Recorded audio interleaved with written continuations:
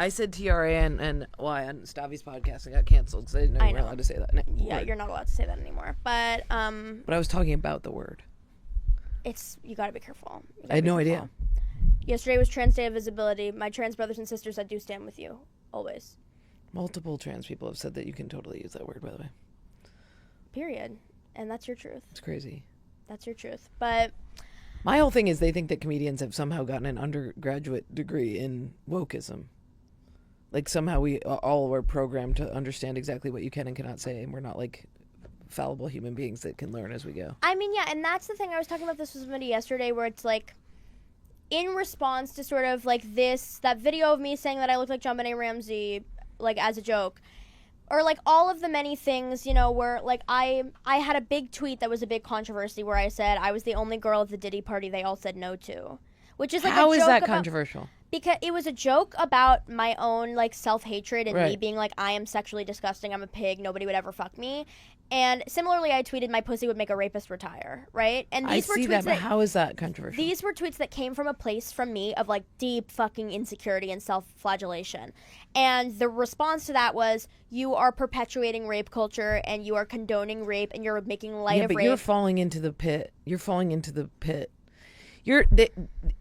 These are people who are programmed to find things with everybody. I mean, absolutely, 110%. Right. I'm just somebody that they have profoundly chosen to zoom in on and pick on. But you know, a guy on TikTok here's another example. A guy on TikTok just the other day made a video that had like 100,000 views saying that I'm no better than a man and that I'm a predator because I perpetuate rape culture by using rape as a feminist talking point in the mode of comedy. So by like talking about rape, that's our thing.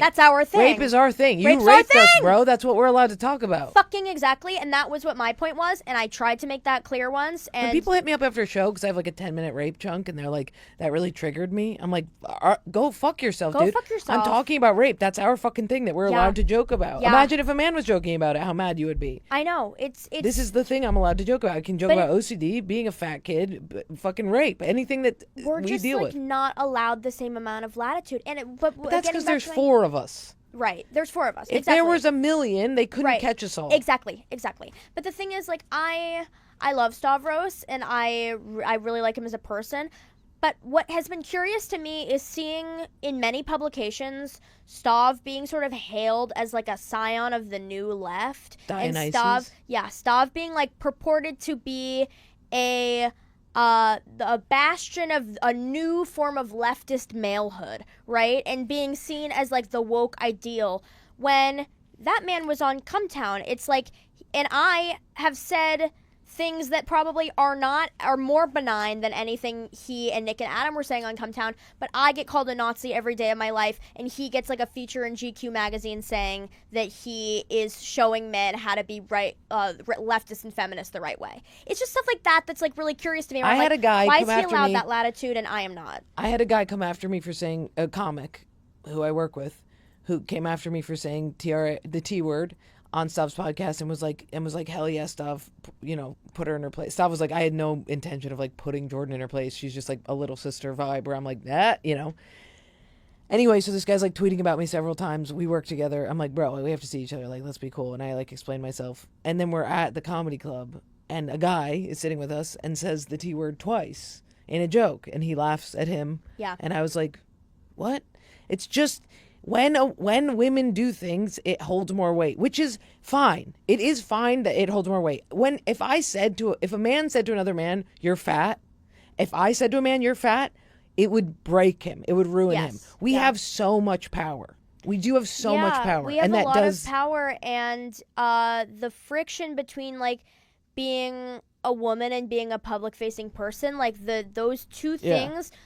The world does not want those two things to happen in the same person. They want us, like, in the home or, like, hooking on the streets. Like, they want us, like, in the house, like, cooking, or they want us, like, on the fucking street corner, legs wide open.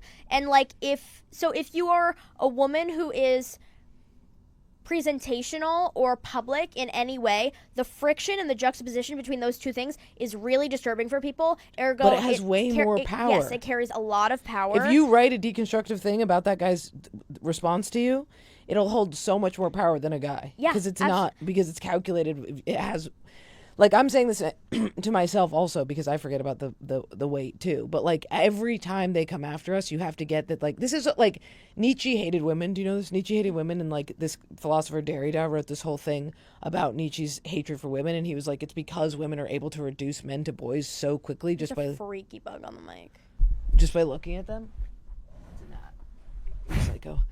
And then, but that's why Nietzsche hated women, because it is just like a woman can look at a guy and be like, really, dude? And they're just reduced. Yeah. Which is huge, which is awesome, but it just does. My whole family's late. It's never been, we're always late for everything. It leads to fights sometimes, but I mean, my manager schedules everything half an hour earlier and lies. And then I show up on time. Yeah. And that's his. And by the way, it probably is a lame thing that I'm always on time, but I don't shy from being lame or whatever. Like, I don't. There is when I get a text from somebody that's like Steph, I just had her on, and she was like, I am 10 minutes late and I'm getting coffee. And there was like a, yeah, it was like my bitch. You know what I mean? Yeah, that's if you're gonna be late. Like, I also like the dynamic between a late and an early person. It creates a good tension. It's like, I know who you are and you know who I am. Yeah. So let's start there. I don't like that the late so person let's start then there. seems like they have the bigger ego.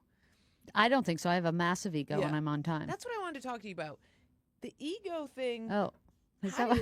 Yeah. Hit me. You're on the fucking View, dude. What is your PR I mean, it is retarded. I get a lot of incoming. I was surprised that we were on Seth Meyers and The View this week because the special did come out a couple months ago, but Netflix told me recently, like, there's another surge, and they have that sometimes where it does get a word of mouth of this and that. And so that's how that happened. So I was on Seth Meyers. But what is that? Because of the Jew thing, you cut your tits off, you're woke. It's because I put out one of the greatest stand-up comedy specials in recent history. Yeah, we all put out one of the greatest No. specials. Mine is quite, it's not, don't take it from me. I'm not saying it because it's mine. I'm saying it because it's true. Punch for punch. Punch for punch. How do you feel comfortable saying that? Because it's accurate. I'm not here to lie to you. But there's a reason Netflix put it out between Ricky Gervais and Matt Rife and Robbie Hoffman with the holiday spot. There's a reason. Punch for punch. They're a business. Punch for punch. But how do you sleep at night being able to say these things about yourself? Because I'm not here to lie to you. You don't have. If I was here to lie to you, you didn't look back at the special and go, "I wish I had done this differently. I wish that." No. You were like, "This is perfect." I mean, after we taped the first one, I said, "Wow, we got it," and then I just flew the second taping. I mean, you're nervous before, but it's kind of like Eminem. You got one shot. Yeah, I mean, I know. So. But the thing is like, I can look at my special. I'm very proud of it. I love it. But I can also be like, that is me, therefore not the greatest of all time. No. I don't operate like that. You can see yourself as greatest of all time. Yeah. How? I just always felt it. From a young age, I thought, well, this is, from a young age, having nothing but yourself elevates that. It's kind of like Helen Keller probably had a great sense of smell, right? Because she can't see nothing and she can't hear nothing. So maybe her sense of touch, right? Right? You have to watch other specials. You have to see Mulaney, you have to see Louis, and you have to go, mine is not as good as that. But mine is as good as that. It can't be. It is. It is. And don't take it from me. Take it from the New York Times. The New York Times is literally the most Jewish-loving, woke. Take it from Joe Rogan, who just texted me about it. Take it from Leanne Morgan. I'm not who taking called anything it from who Joe called Rogan it or New York who Times. said I was watching. Did you see what Leanne Morgan said? No. Let's listen know right who now. that is, honestly. You don't know who Leanne Morgan is, one of the greatest stand-up comedians working right now. Who is it?